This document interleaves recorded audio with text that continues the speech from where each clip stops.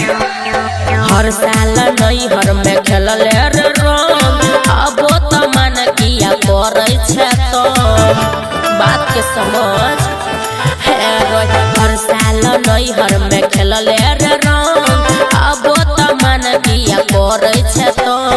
नशा में दशा तमाशा बना को एबे तो जेबे रे छोरा पीटा को ललका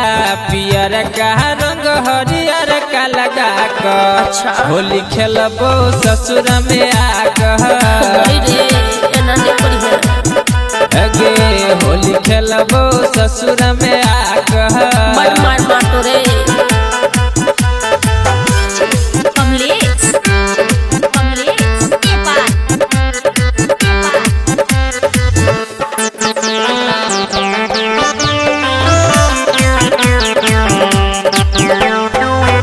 लहे लहे रंग लगेबो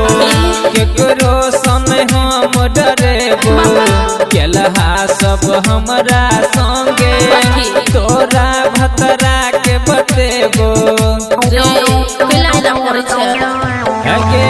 लहे लहे रंग लगेबो केकरो सन हम डरेबो केलहा सब हमरा संगे तोरा भतरा के बतेबो घर में छोरा रे सोर मचले इहो जपैबे कि नाम घिना को ललका पियर का रंग हरियर का लगा कर होली खेलबो ससुर में बात के समझल कर आगे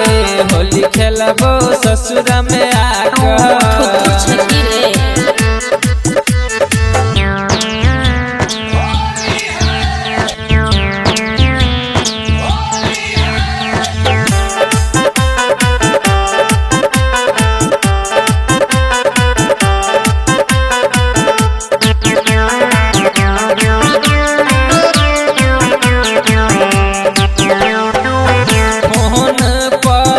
बतियाई छे कहबो किया इतराई छे होली के नहाते मिला झूठे नखरा देखबै छे आगे फोन पर रोज बतियाई छे कहबो किया इतराई छे होली के नहाते मिला झूठे नखरा देखबै छे राइटर रिझन सुमन सोन ज्ञान कहै छियो भटबो नहरे में आको ललका पियर का रंग हरियर का लगा कर होली खेलबो ससुर में आगे